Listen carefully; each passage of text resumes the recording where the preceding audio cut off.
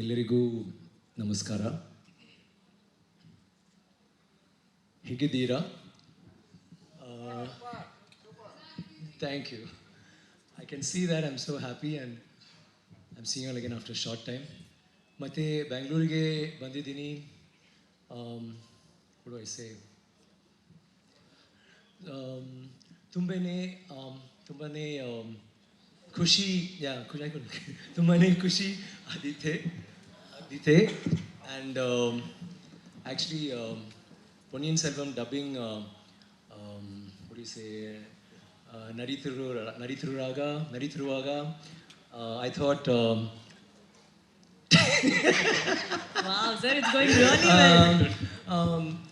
like why not Kannada ಸ್ವಲ್ಪ ಕನ್ನಡ ಕೇಳಕ್ಕೆ try ಮಾಡಿದೆ and I'm so sure I killed it.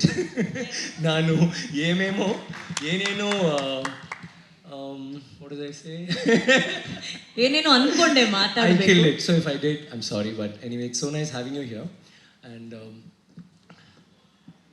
I want to talk about Ponniyin Selvan. The thing is, Karthi is the expert on this. He will tell a lot. Before that, and the last word was Hail Bitte. Got it. Okay. It's a novel that was written around 1954-55, so almost 70 years. It's been a bestseller in Tamil literature, and it's the best novel that's ever happened. It's a historical with fantasy too.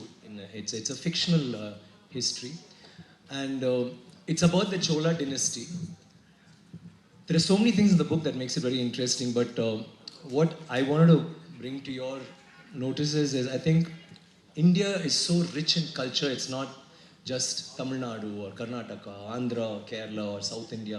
All over India, a very, let me say, a very loose comparison would be this story happens around the 9th century or like from the 9th to 10th century. And during that period, Rajaraja Chola, which is played by him, when he was a king, he built about 3,000 temples. He built a lot of temples and he built about 5,000 dams. They had political, so he had politics. There was voting to select village heads. They had water management ministry. They had everything, and they had so much like literature flourished. There was so much of heritage and so much of culture. This, when you compare to the rest of the world at that time, is very strange because America got there. They were discovered 500 years later when it was still a country which was just filled with native Indians. So that was like that. That is the difference you can show in India, what was happening in India at that time. So that culture is something that is reflected in all our stories.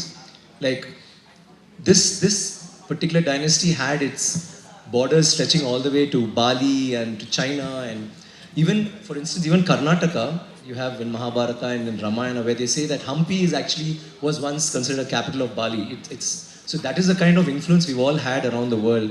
And we are part of this story where all of us play very interesting characters. Some of us, like he is a fictional character, but all the others have been part of history, and we've done our roles which are very, very strong. The women in this film are, what do you say, very, very powerful, very strong-minded.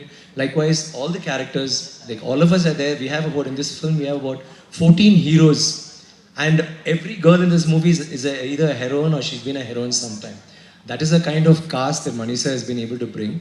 And talking about him, I think this movie deserves somebody like Manisha, and he is the master craftsman, and we all feel so proud to be a part of this dream of his, which he's been trying to do for almost 40 years, and now he's finally done it. And I had this great pleasure of working with such wonderful artists, and we've learnt a lot from each other. We share a lot of stories, which in Tamil, as you know, we don't have many multi-starers, so it was the first time for all of us, and we really enjoyed working in this film, and we all feel proud to be a part of it, and I feel super proud, and thank you for being here today.